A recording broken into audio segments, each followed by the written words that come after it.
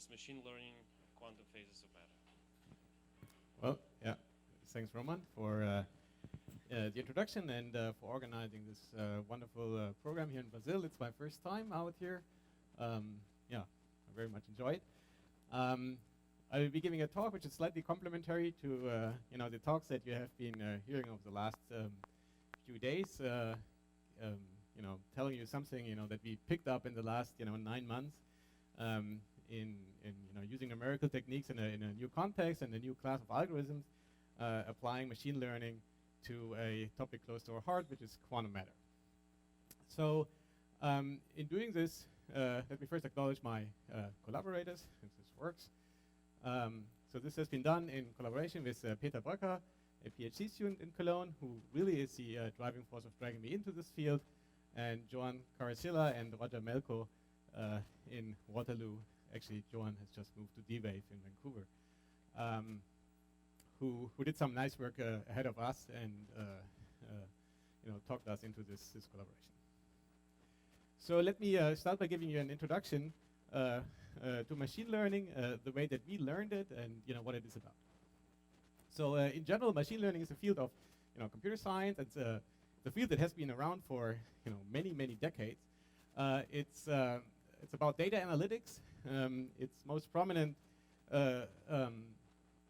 things that it accomplishes is dimensional reduction. You have some high dimensional problem that you reduce to lower dimensions. You extract relevant information and extract features. So that sounds very abstract, but you're very familiar with that by now. Examples of this include spam filters. You get lots of email, but they go out of your inbox into some trash box. For those of you using a Surface, for Microsoft, you are now creating a login by just looking at your computer, and it will recognize your face. If you use Skype, you can do simultaneous transition speech translation while you talk. So all of this is an example of how machine learning techniques have grown up to become applications in real life and become actually very powerful techniques that you're surrounded by every day. How these things work is that they're storing implicit knowledge. So it's a distinction from explicit knowledge representation, where you say, I know this, and this, and this, and there's a causal way of building up knowledge from smaller pieces of knowledge. Here, everything is implicitly stored, and it's stored in what's called a artificial neural network. So something that looks roughly like this, and I will explain what it is. And these networks have to be trained. Information or knowledge has to be put into these networks in either a supervised or unsupervised learning setting. And I will explain these two situations, and we will apply both of them in the remainder of this talk. So why should you be interested at all in learning something that computer science has been developing over the last decades? Well, these neural networks that have hierarchical structures are now associated with a word, a catchword. It's called deep learning, and you probably have heard about all the buzz about deep learning. For instance, there was this nice demonstration of our deep learning capabilities in playing Go. So playing Go is a much more complex endeavor than playing chess. So an artificial intelligence or a computer actually playing Go is it's been a very hard task to achieve. And the very fact that this has been achieved last year, a Go playing computer that was beating a human player has attracted a lot of interest or ranges of communities. So let's learn what a artificial neural network is. So an artificial neural network, consists of artificial neurons, and that's an idea that is really, 7 decades old.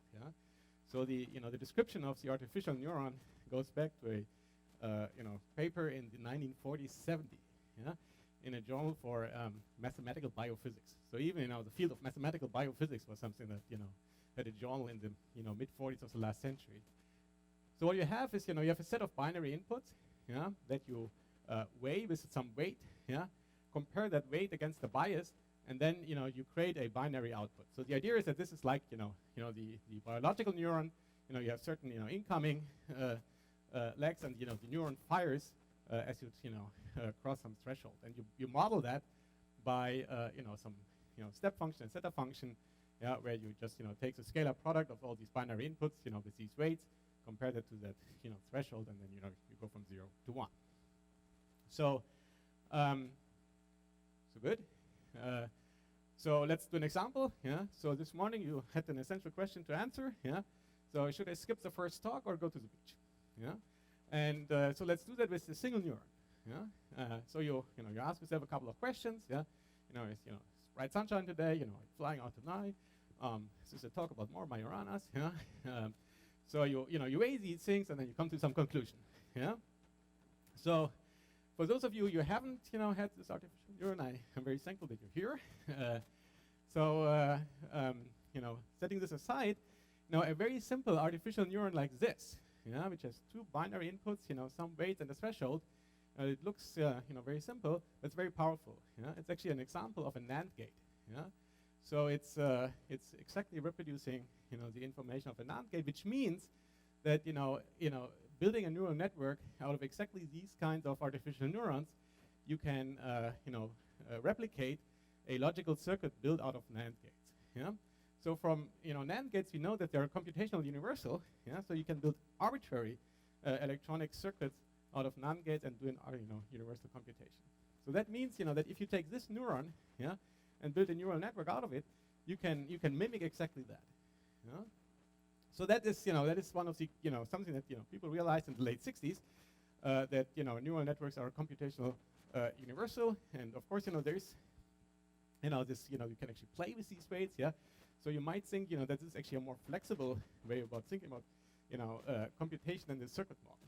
But in the late 60s, the circuit model was super well established, and up to today, you see there's all these Majorana talks. They're actually talking about circuit models built from Majoranas. Yeah, that's probably a historical coincidence. Yeah. So if these guys would have been up to speed a little bit earlier, probably would all be thinking in neural networks. Yeah, when thinking about computation, because there's really no distinction between circuit models and neural networks. Yeah. Okay. So the question is now, how do you actually gather that potential that a neural network is like a logical circuit, but you can actually define after you have set up some large neural network, how can you actually set up the logic that network represents a posteriori. So how do you actually put all the weights on these connections and these biases, these threshold values on the single nodes of these neurons in the network. So let's learn a little bit about the architecture. Typically we look at neural networks like this. So there's some input layer where in this case 5 binary inputs come in, and there is an output layer where multiple such outputs might come out, and then there's a couple of layers in between. Yeah, so computer scientists call these the hidden layers. Yeah, because they're not the input and not the output layers that you're dealing with. They're somewhere in between.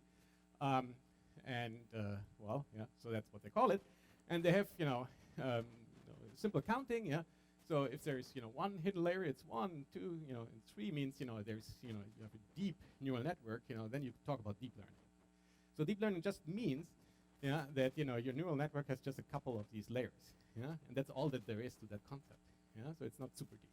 Yeah, we see that all these connections go in one direction. They go from left to the right. It's just a feed-forward network, so there's no loops in this network.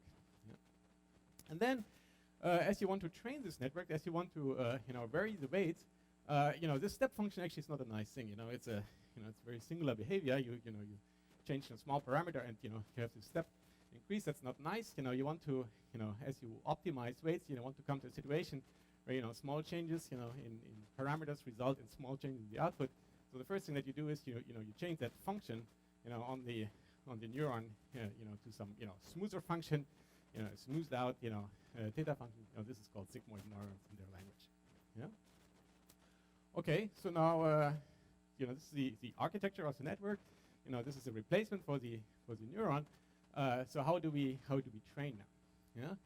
So we train, for instance, by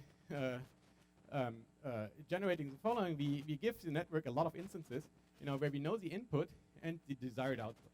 Yeah. So we say, well, for instance, here's 15 photographs of my self-computer. Learn that that's me. Okay. So there's pixels going in. There's an output. That's Simon and not Roman that you're looking at. And now let's model this. And the way that you do is, you generate a quadratic cost function. Yeah, so very simple thing, where you calculate an output from the neural network, and you compare it with what your desired output is, and you take the square difference of the two, and you want to minimize that difference. If it's zero, you have trained your network in a very good way. So how do you do this? Well, we physicists know how to do this. You have a quadratic cost function that you want to minimize. So go ahead and you apply some optimization algorithm. Yeah, so the simplest version of doing that is the steepest descent.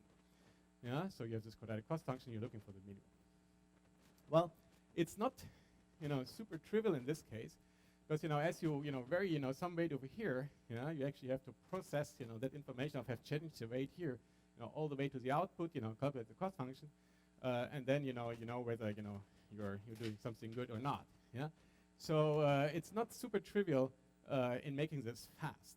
Yeah, so this doing this fast came about in the late 80s by an algorithm called the backpropagation algorithm, which is an algorithm which takes this neural network and goes from the output to the input layer, so from the back to the beginning, and tells you all the gradients of all these parameters that you have in your problem, all these weights and thresholds at once. Yeah, so you make one sweep through the network, you get all the gradients, and then you just follow the largest gradient in this steepest descent.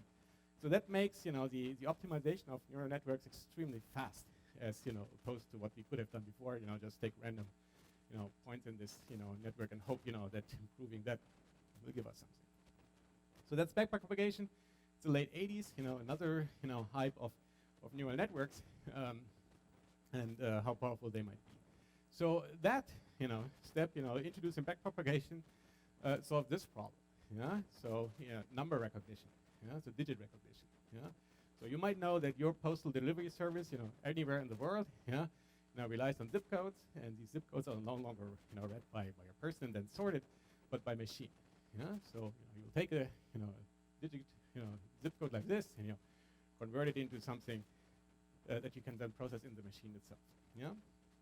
So so teaching this, in my class, I have 60 lines of codes, that will implement the neural network, do the backpropagation algorithm, and all of this in 60 lines of codes. Yeah, and you get an accuracy of 95%. So meaning 1 in 20 digits you get wrong, but 19 you actually get right, which is an astonishing result. If you do it the first time, you scribble some number and the computer will recognize it. Yeah, it's actually quite surprising that you can do this in so few lines of codes.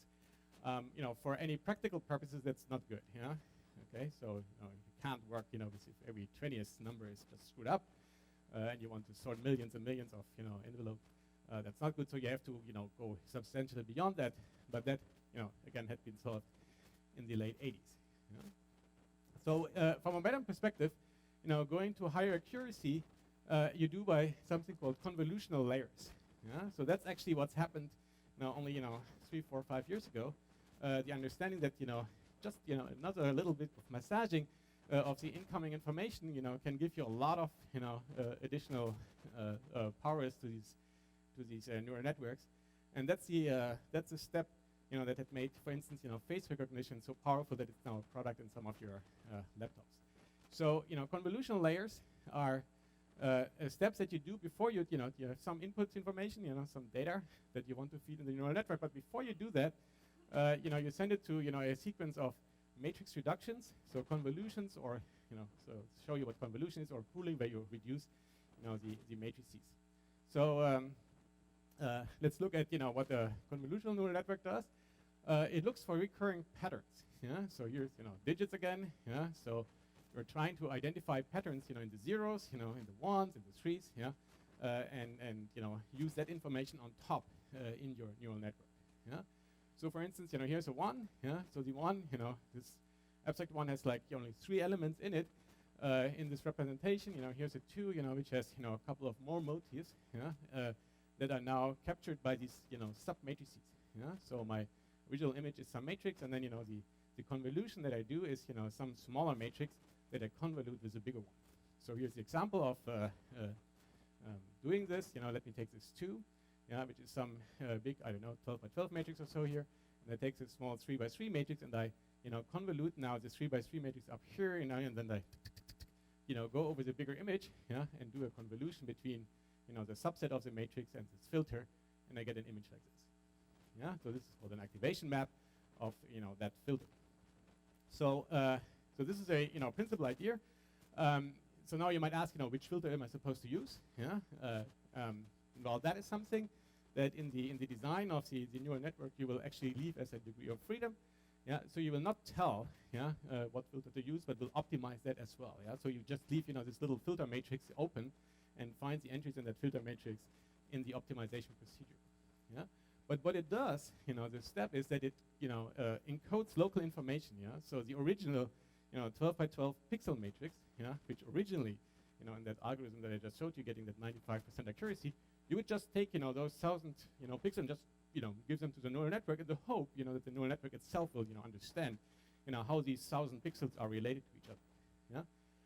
While here you actually encode local information, and it's very obvious that doing so will dramatically improve actually the capability of understanding the information in the picture.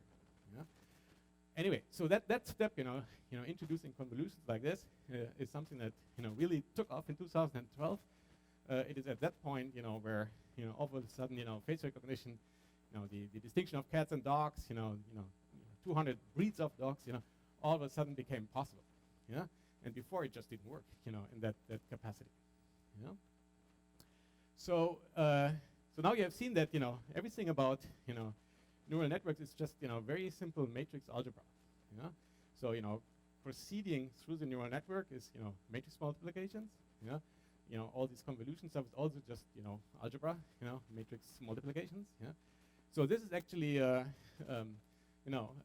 something that is rather simple. And there's now a lot of open source codes, that will, offer you help in, generating neural networks and, plugging in all kinds of convolutional steps. So, one of such, open source codes is TensorFlow, which comes from Google. And, the very fact that you're just doing, this very simple algebra is exactly, what GPUs, were made for. They were not initially made for, neural network calculations, but for your computer graphics. But now it turns out that this is actually the killer application for these people. Yeah? So NVIDIA is now selling, deep learning supercomputers. Yeah. Well, we bought one for $10,000. Yeah. It's fantastic. Yeah. So they're much faster than your conventional CPUs in processing these neural networks. Okay. So that's my short introduction of that field. So let's move on to what we want to do. So we want to machine learn now quantum phases of matter. Yeah. So here's the idea. Of how to do that. Yeah. So let's take the general setup. This following. Let's assume I have some Hamiltonian, and that Hamiltonian is a function of some parameter. Undergoes a phase transition from some phase A to some phase B. Yeah. And I would like to understand this distinction between phase A and phase B. Yeah. Yeah. So these are ground state phases. Yeah. So I'm doing some zero temperature calculation, but later on we will see how we can also go to higher temperatures. Yeah. So I will now use what's called the supervised learning approach. So I will do exactly what you will do when you train your laptop the first time that you bought it. You will tell him, the computer that you are you, by looking at it, and then telling them that's you. Yeah. So I will generate instances of pictures of the one phase, phase A, and tell the neural network this is phase A. And I will generate instances of the other phase, and we'll say, well, that's the other phase, that's phase B. Yeah? And I will generate very many instances of that sort and train the neural network on these instances. And then once that is accomplished, I will go to a second step and say, well, now let me go to parameters in between, arbitrary parameters, generate against instances at those parameters, feed them into the neural network, and have the neural network tell me whether it sees, phase A or phase B. Yeah? And the idea is, that, at the phase transition, the answer should switch, from one to the other. Okay? So, so that's the question. That's the idea that we want to pursue in this first step, the supervised learning approach. So now, of course, the question is, what is the right images, of a phase, to feed into the neural network. Yeah? So let's start doing this in a classical context. Yeah. So this is exactly what Juan and Roger have done, sometime last year ago. So they took our Drosophila, the Ising model, and said, well, let's Monte Carlo sample the Ising model and take just the configuration that we sample, and take those as the pictures that we feed into the neural network. And of course, well, in this case, it's now finite temperature calculations. In the quantum case, you will do it 0 temperature, but here, you do it finite temperature. So we are, the Ising model has a phase transition between, magnetically ordered ferromagnet and a paramagnet at high temperature at some, known temperature. And instances below that temperature look like this. It's a mostly polarized phase, and above, you have a paramagnet where you have zero magnetization. So, you have as many white as gray pixels in this case. Yeah. So you Monte Carlo sample, below the transition, above the transition. You generate these pictures. You feed them into the neural network. Yeah. And you do this, for chosen points, before, and then you just take, an arbitrary temperature, take those instances, feed into the neural network, and then you see that the answer, that network, going from one phase to the other, black and the red are the two answers for the phase, nicely cross exactly at the critical temperature. Yeah, that's a non-trivial result. Yeah, that this works. Yeah, so so you can actually tell the network, to do this. Yeah, and it finds the phase transition. But it's also not that surprising, yeah, because we know that the magnetization is a very, quickly changing object at that phase transition. So, you could think that you could do it by your own eye as well.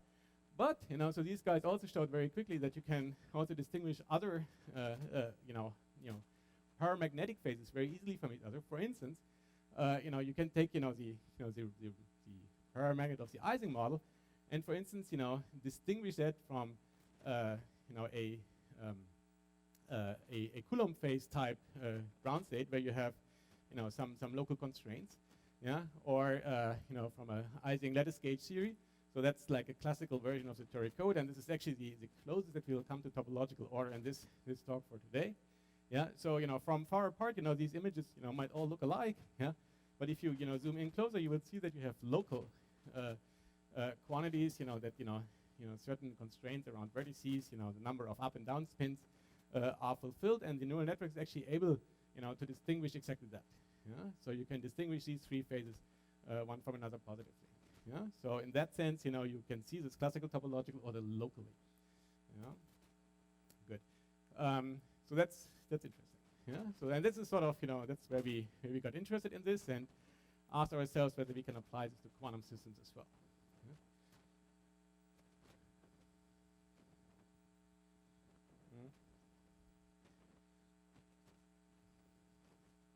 So yeah, so in the no, yeah. So that's so that these topological sectors, yeah, that there's 4 different topological sectors. Distinguishing that is something that we haven't yet accomplished in that way. But just seeing that you fulfill these local constraints of a loop gas, we understand that that is actually trivial. Yeah? Yes. No. So what you do is you sample, obviously Monte Carlo, and you generate just these instances, and then all you do is you take those instances, yeah, and feed it into the neural network. There's no additional information. Yeah, so there's no additional information, for instance, about the order parameter. Yeah, well, you understand that this is a trivial case here. Yeah, but for instance, in these loop gas things, you don't tell anything to the neural network. Yeah, you just ask whether it's able to distinguish the two. Well, so you just have to be in a summarized state of your Monte Carlo, and then you just throw out every other, I don't know, yeah, so time, some of these instances. Yeah. Okay, let's go to quantum systems and ask ourselves whether we can do that too. So here are the problem that we would like to do. We do some Hubbard models on the honeycomb lattice. Very simple hopping Hamiltonian with some nearest neighbor repulsion, and that will drive a transition from a Dirac semi-metal to some ordered state. In this case, it's a spin density wave, ordered state. It's some truly fermionic phase transition that happens at some u. Yeah. If you do this for spinful fermions, we can do Monte Carlo and do a calculation like that. We can also do that for spinless fermions, yeah, where we go from a semi-metal, same semi-metal, now to a charged density wave. Yeah. The distinction between the two is that one of them has a sign problem, yeah, in the Monte Carlo, and this is his lower one. Yeah. So the one where you have spins, is just fine. The other one has a severe sign problem. And we will ask, how much of a distinction that makes for us. Okay. So we do the same supervised learning. Yeah. So we sample now, the one quantum phase. We sample the other quantum phase in a Monte Carlo approach. We generate some image. and then use that image to train the neural network. And then again we apply the trained network for parameters in between and ask which of the two phases do you see and where do you see a potential transition. But of course the question here is now what is the right image to take from that quantum system and feed it into the neural network. So that's different from the classical case. So we need to understand how quantum Monte Carlo works in the language that we're using here. So we are interested in these fermionic problems. So we do a fermionic flavor of Monte Carlo, and what we use is determinantal or auxiliary field quantum Monte Carlo. Okay. So that's slightly different from the worldwide Monte Carlo that's often applied to spin systems. So what we do is, in order to get this problem workable, we do a so-called Hubbard-Stratonovich decoupling, and decouple the quartic interaction. And we integrate out the fermions, and we get a background and auxiliary field. This Hubbard-Stratonovich field, which is very much like that Ising field in the Ising model, and that's what was our initial impulse. We thought, well, that auxiliary field that looks very much like what they had in the Ising model simulation. So let's try to work with that. So here's a quick pictorial way of how this works. On the single side you have spin up and spin down. You do this Hubbard-Stratonovich decoupling that gives you this auxiliary field per side. And then if you have a big system of many spins, every single side will now have an auxiliary field, which is an Ising field pointing up or down. And then if you concentrate on the auxiliary field, you can identify up and down with the two different colors.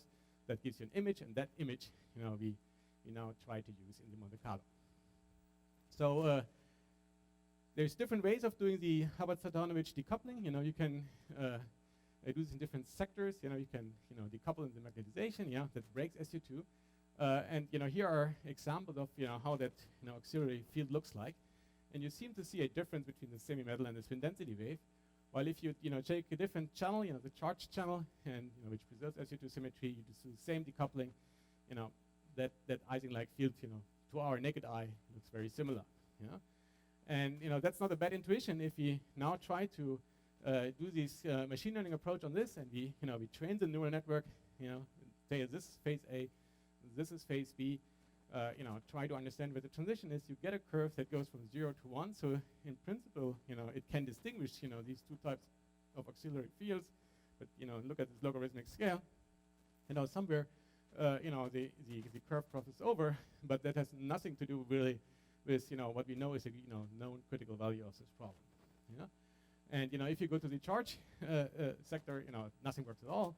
You're actually not able to distinguish the two phases. Despite feeding in auxiliary fields for the one phase and auxiliary fields for the other phase, the probability, the statement from the neural network is 50%. So it gives you exactly the same answer for the one phase and the other phase. So this is a case where you cannot distinguish, using the neural networks, these two phases, and that also is what we see by our naked eye. So this doesn't work very well. So let's do something different. From the auxiliary field, we can calculate the Green's function. So the Green's function is actually a more natural object. It is independent of the type of decoupling that you do. So probably should try that. So we can take the single particle equal time, Green's function, and look at it. Well, but that's a complex valued object. So for your viewing pleasure, we have to convert a complex valued matrix now into an image. And the way that we do this is that we take a complex number and we put it through this HSV color scheme, which you probably know from your Mac. So there's a hue, saturation, and the value, and we do slightly obscure way. We actually take the hue, so the color, is the amplitude, and the saturation is actually the phase. So here are pictures. So here is the semi-metal, and here is the spin density wave, and you see, these are different colors. Besides that, there is something happening on the diagonal. Probably here it's not. So these, start to go in the right direction. They're distinct, and indeed, there is.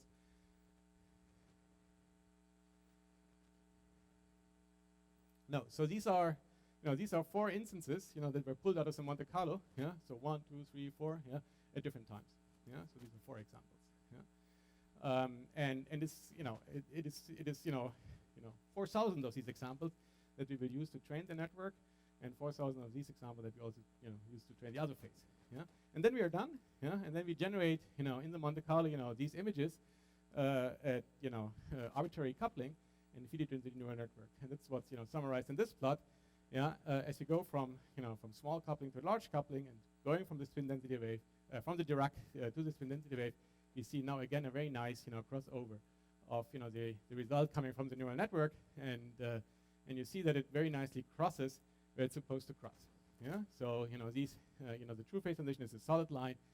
For the finite system size data, it is this dashed line. Yeah, so if you would do a very conventional Monte Carlo type calculation, we would end up with this right line. So we see that the neural network again accomplishes seeing this transition using the Green's function in this quantum system.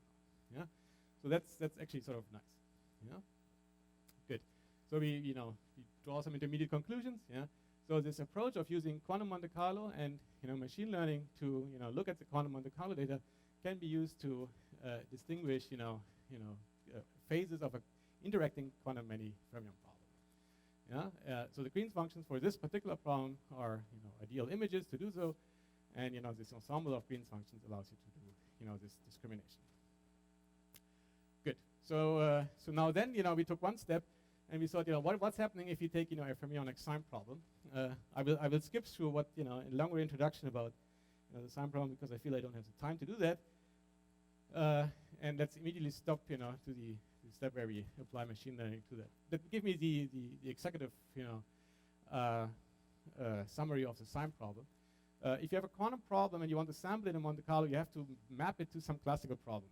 So we did this by introducing this Hubbard-Stratonovich field, and then we calculated weights by looking at determinants. Yeah. Now it's not a God-given thing that these weights that you generate are strictly positive. Yeah.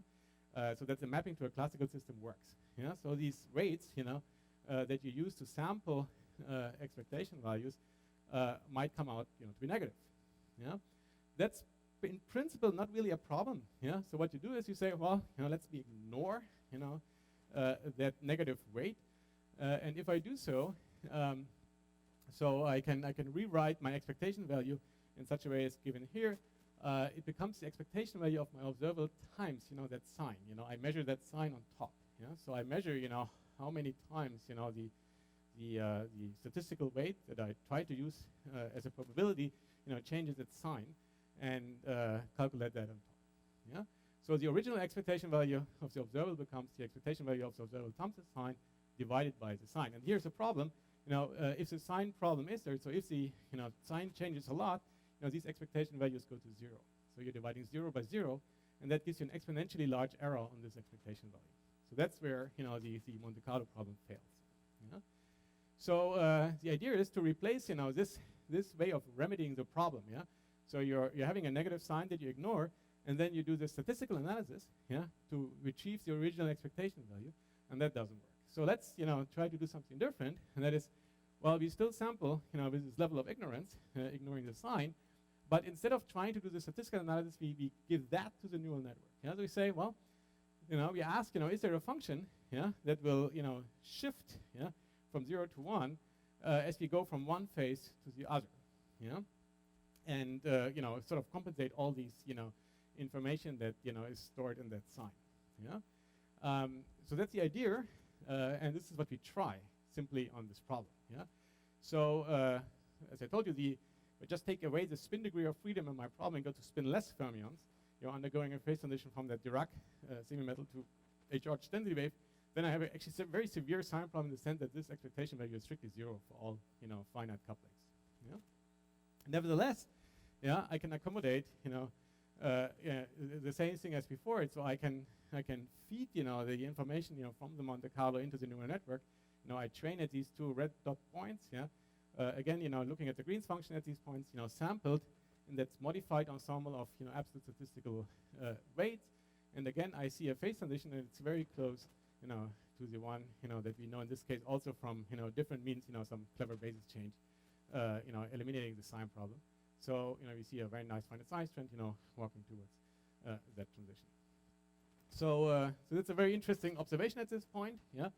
So we are first of all playing with these ideas of whether we really have some tool now to compensate for that sign problem in this sense, different than before where we did the statistical analysis trick. Good. Let me close with giving you an idea of unsupervised learning. Yeah. So far we actually had some a priori knowledge. Yeah. We said, well, we know that there is two phases, and we use that to train the neural network, and then we identify the transition between the two phases. But really, it would be nice to have an approach where we don't know anything. Yeah. So we get exposed to some Hamiltonian, and our job is to actually find out what the phase diagram is. Yeah. So we want to be unsupervised. We don't know. Yeah. So here's the example that we are playing with. So we notch down a little bit. So now we take hardcore bosons, some which can be mapped to some XXZ model on the square lattice, Hamiltonian like this, and there's a very well-established phase diagram from many years ago that there's different types of order in that phase diagram.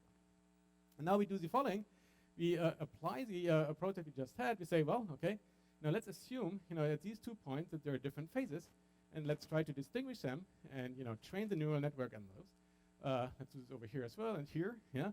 And sometimes we actually cross a phase transition line, and sometimes we don't. Yeah? So sometimes, we should see a difference in the two phases, and sometimes we don't. Yeah? And so this is raw data, looking at the off-diagonal element of the Green's functions, and you visibly see that we pull out the phase diagram with no a priori knowledge at all. Yeah? And if you now look at the diagonal part of the Green's function, it works as well. Yeah? So here in this case, there is really zero information. We just scan this window over phase, the parameter space of the phase diagram, and try to distinguish these phases, and then the phase transition lines become very apparent as these strong signals. Okay, so that's what we are currently playing with. Okay, so let me conclude. So this machine learning approach, we are also getting dragged into it. We see that playing with it, is actually a very powerful thing. To complement our existing, numerics. So we do this in the context of, quantum Monte Carlo, and play, with these ideas of, supervised learning, unsupervised learning, sign problems and no sign problems. And I think, we will have, lots to do in the immediate future. Thank you.